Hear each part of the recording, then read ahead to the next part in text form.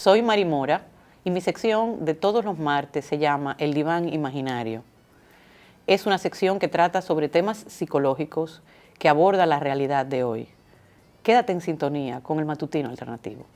Un trastorno del neurodesarrollo, y eso es importante partir de esta definición porque algunos expertos durante mucho tiempo y aún ahora consideran el TDAH un trastorno del comportamiento, porque muchas veces en niños esto va a cursar con un trastorno de conducta, como por ejemplo el trastorno de oposición desafiante y otro trastorno de conducta, y como muchas veces en los niños, sobre todo en los varones, va a cursar con hiperactividad, entonces ahí se arma una confusión por los muchos signos variados que puede presentar ese niño.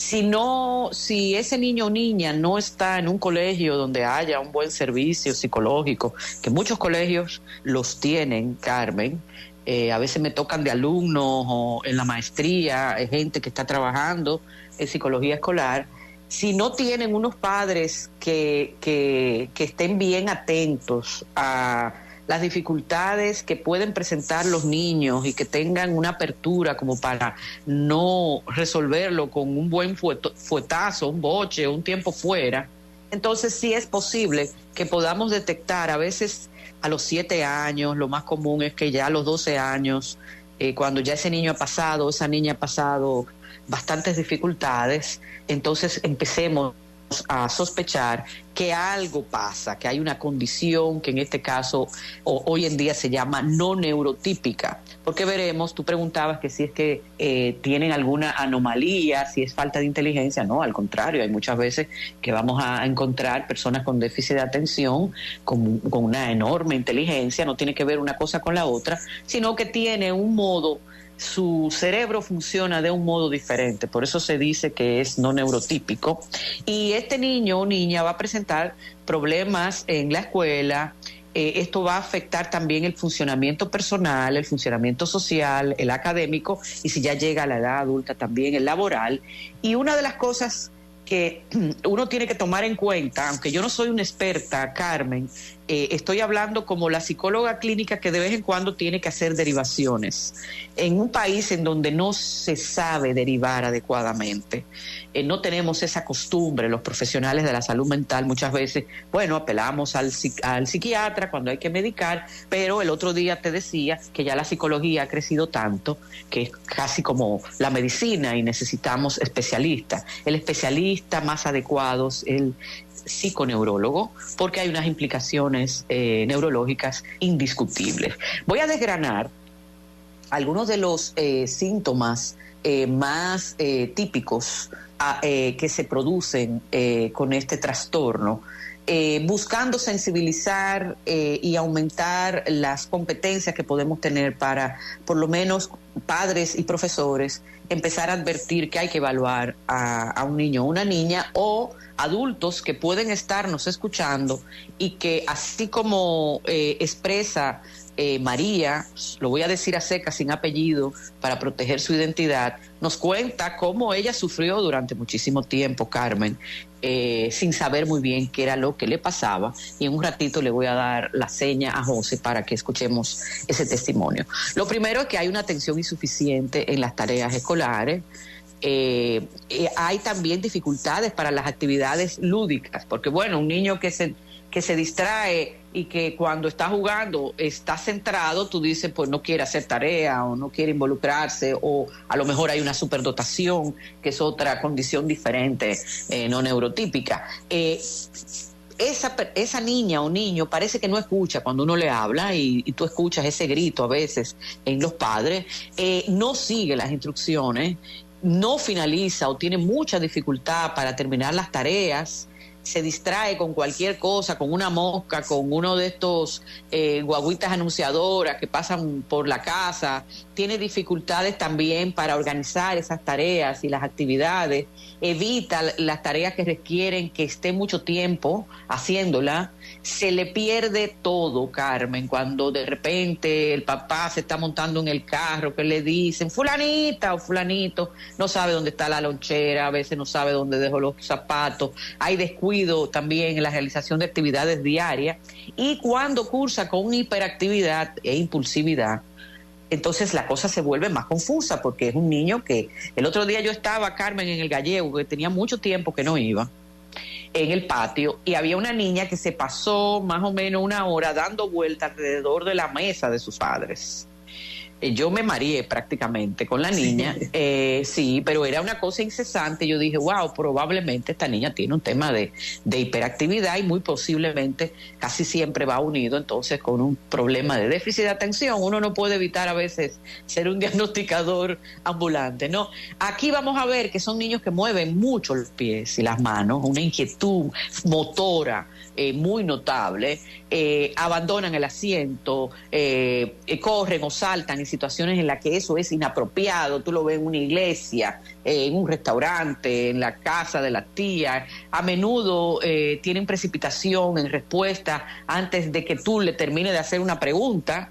Es lo que mi mamá decía, que era un niño atronado. Ella me decía que yo era atronada, y de hecho yo tenía un poco de hiperactividad de niña. Dificultad para jugar o dedicarse a ocios que son tranquilos. Ese niño no es capaz de ponerse a jugar un juego de mesa, porque imagínate, eso necesita una tranquilidad. Hablan en exceso muchas veces cuando cursa con hiperactividad, y a menudo no pueden estarse tranquilos y tienen dificultades de sueño, dificultades entonces, por ejemplo, con la alimentación, porque sentarse a comer también da brega, ¿no?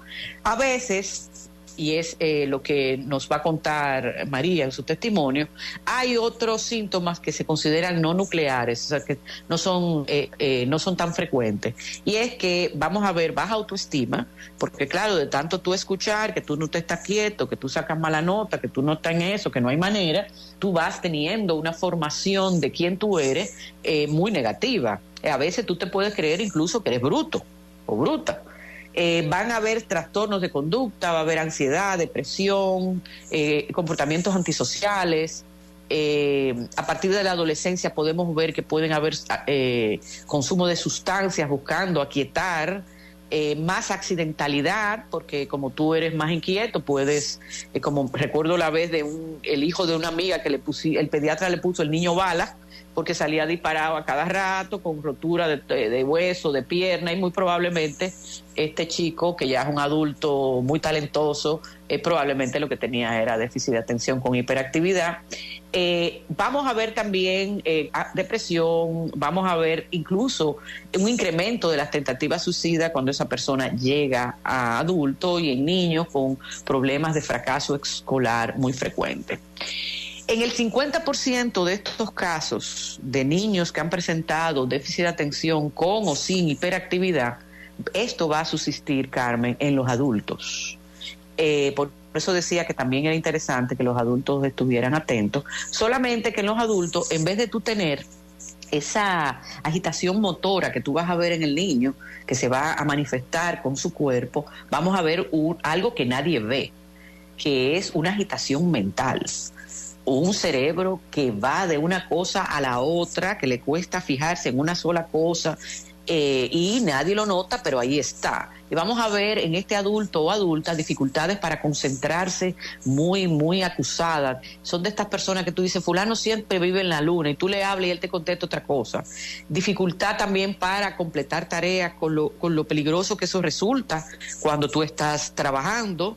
Cambios de humor, impaciencia, y dificultades también para mantener relaciones, porque esta persona, como decía la canción, se le va a olvidar que quedó contigo, se le va a olvidar tu cumpleaños, las festividades, esa agenda va a dar mucho trabajo que la cumpla.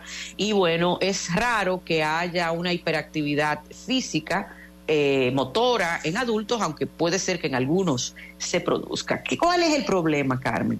Bueno, mira, que es muy peligroso el hecho de que alguien te cuente todos estos síntomas que yo he ido desglosando, y que tú inmediatamente, sin hacer una construcción patobiográfica minuciosa, digas, ese muchacho o esa persona tiene un déficit de atención. Y mucha gente que está pasando quizás un momento malo de mucho estrés o de una situación que puede ser hasta de salud, preocupado por su salud, falta de dinero, como dice el refrán popular, falte cuarto, da de todo.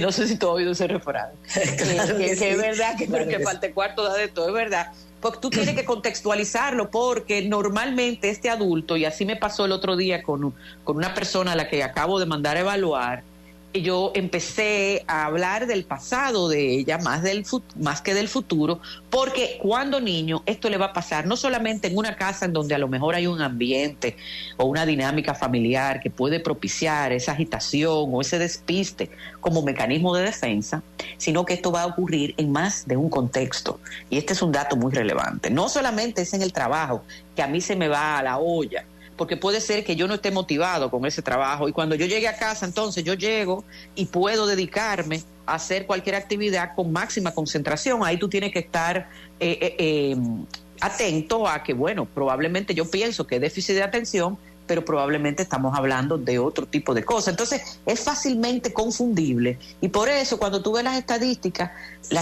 señalan mundiales que entre un 5 y un 15% de los niños padecen déficit de atención, parecería una epidemia, ¿verdad? Uh-huh. Sin embargo, muchas veces este 15% lo ponemos en remojo porque advertimos que puede estar sobrediagnosticado. Gracias por acompañarnos en el Diván de Mari Mora. Síguenos en nuestras redes sociales y en nuestro canal de YouTube.